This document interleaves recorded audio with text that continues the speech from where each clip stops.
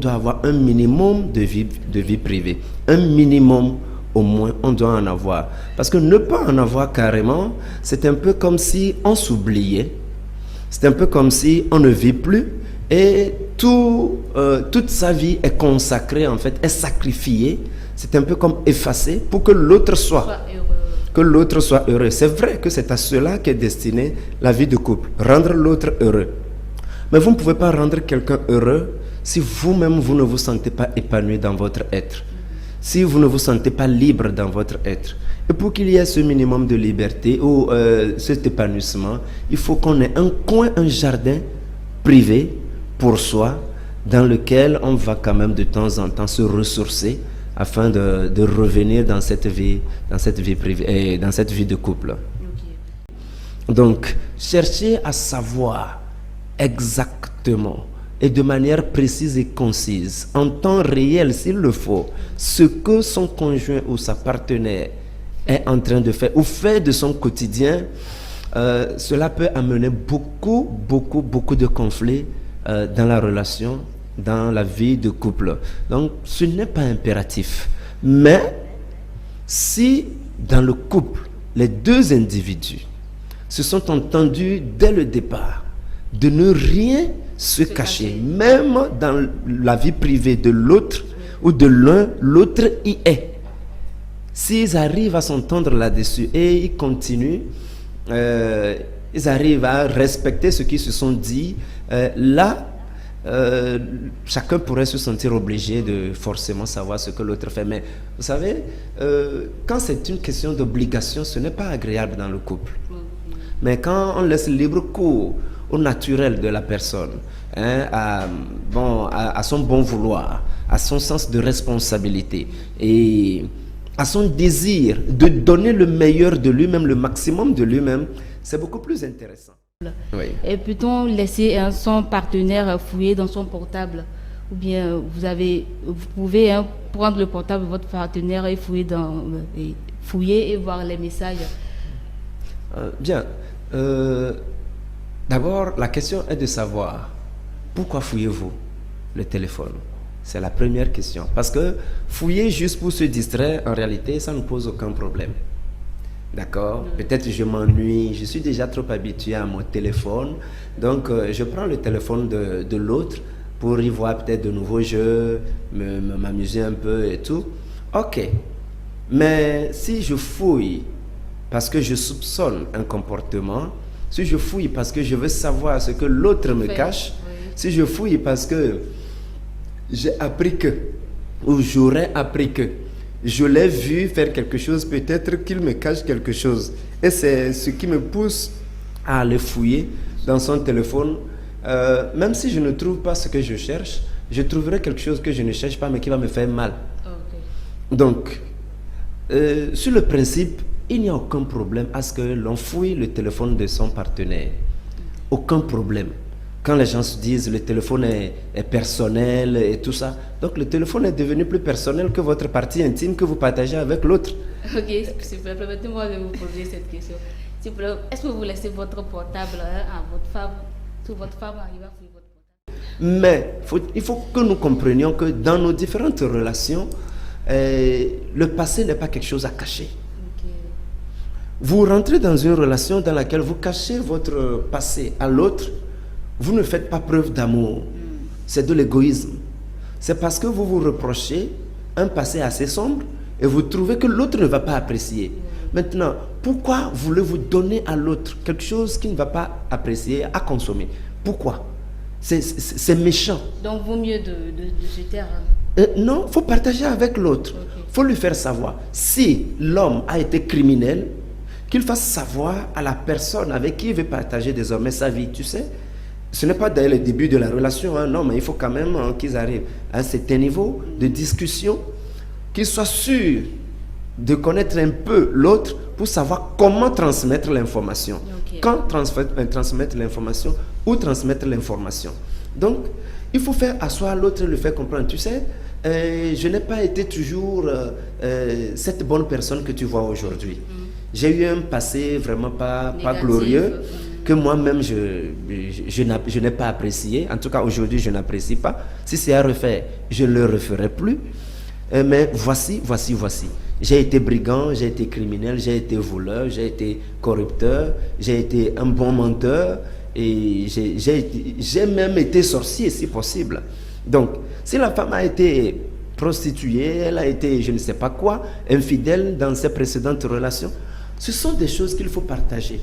Même les maladies non transmissibles, genre les maladies chroniques, comment vais-je l'appeler, la drépanocytose, l'épilepsie, l'asthme, ce sont des choses qu'il faut faire savoir à l'autre. Tu sais, je souffre de ceci, j'ai tel problème. Si la personne vous accepte ainsi, elle sait dans quoi elle met la tête. Quand les moments difficiles vont se présenter, cette personne ne va pas fuir. Elle ne sera pas vraiment surprise. Elle s'est déjà suffisamment préparée pour affronter la situation. Mais quand vous cachez votre passé sous prétexte que mon passé, c'est mon passé, c'est le présent et l'avenir qui compte, n'oublions pas. Dans notre domaine, nous disons que le présent de l'individu est fonction de son passé. Votre mentalité d'aujourd'hui est la conséquence ou le résumé de tout ce que vous avez connu par le passé. Tout ce que vous avez vécu par le passé. À cause de ce que vous avez vécu, vous n'avez plus la facilité de faire confiance. Vous n'avez plus la facilité de vous exprimer librement. Peut-être parce que vous êtes une fois exprimé librement ou par le passé et on vous a jugé assez sévèrement que cela a marqué, cela vous a marqué. Voilà. Donc, il faut forcément partager des moments importants de sa vie, que ce soit en bien comme en mal, avec la personne avec qui l'on pense faire le reste de son chemin. Et y a-t-il des conséquences pour les partenaires qui jouent à la cachotterie? Ben, bien sûr. Ben, toute vie de cachotterie a des conséquences. Toujours.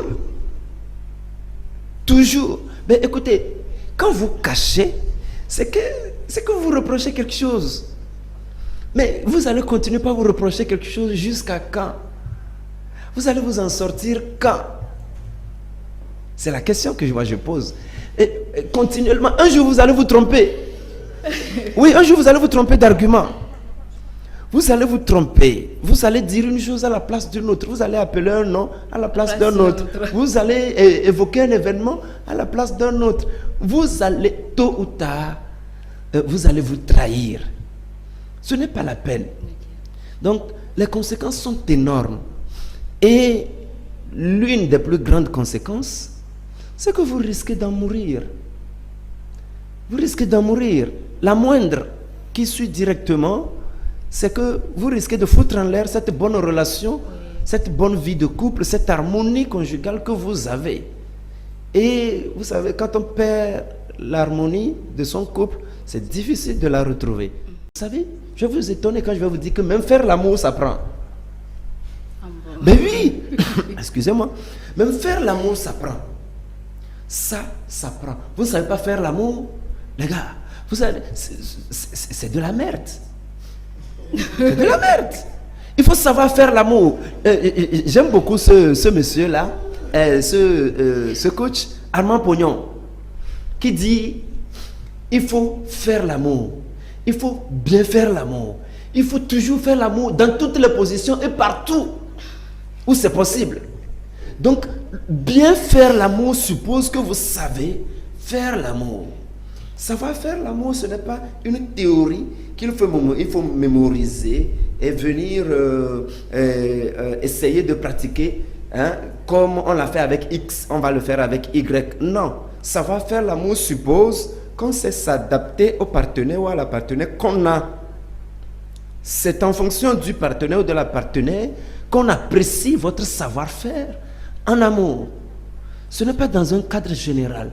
Si vous avez une seule manière de voir les choses, vous allez peut-être satisfaire une ou deux personnes, mais après ça, toutes les autres personnes vont trouver que vous ne savez rien faire. Ce sont des choses, ce sont des compétences qu'il faut acquérir. Il faut passer par un coaching matrimonial. Il faut passer par un accompagnement.